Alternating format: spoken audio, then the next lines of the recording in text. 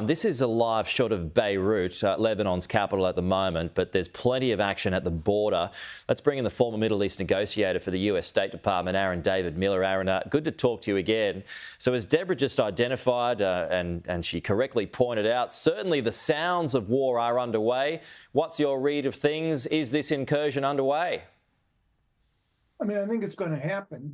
The only thing that would prevent it would be a Hezbollah decision backed up by Iran to basically admit that the only way that Hezbollah is going to survive as an organized military force is to basically concede the area between the border, Israeli border, the blue line from which the Israelis withdrew in 2000, probably to the Litani River, some 10 miles. That's not going to happen. Clearly, Hezbollah's command and control has been largely destroyed. Their commanders, senior commanders, killed or wounded, and they'll hunker down and wait to see exactly what's the character, the breadth, the depth of the Israeli operation. So with all of that said, do you expect this operation would be swift, Aaron? Well, swift. You know, in the Middle East negotiations, war only have two speeds these days, slow and slower. So I mean, once it gets started, you know this as well as I. You know, you get into a conflict, you know, it takes all kinds of twists and turns. Again, the question is, military power is a tool. It's an instrument, right, to be used to achieve a specific objective.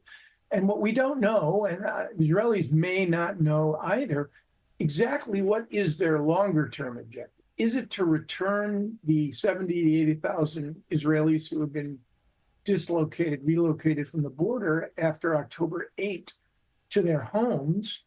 Or is it simply to continue to degrade as best they can Hezbollah as an organization? I don't know the answer to that question, and the truth, they may not know it either.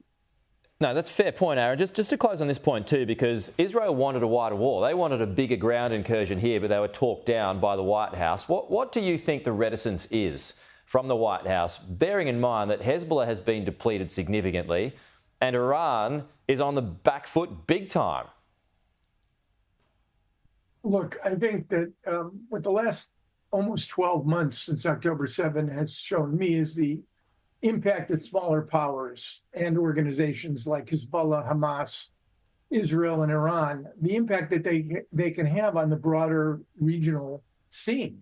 And frankly, it also has revealed the limitations, certainly, of American influence. The Middle East is littered, literally, with the remains of great powers who wrongly believe they can impose their will on the aspirations and ambitions of great powers by small tribes. And I think when you have a conflict that is existential in nature or viewed as nearly existential, either politically or from a national security point of view, the influence of great powers on small ones, frankly, isn't that great. Look at the American experience in Iraq and Afghanistan. There's so many examples. Yeah, fair point. Aaron, we'll have to leave it there, but appreciate your time as always. Thank you.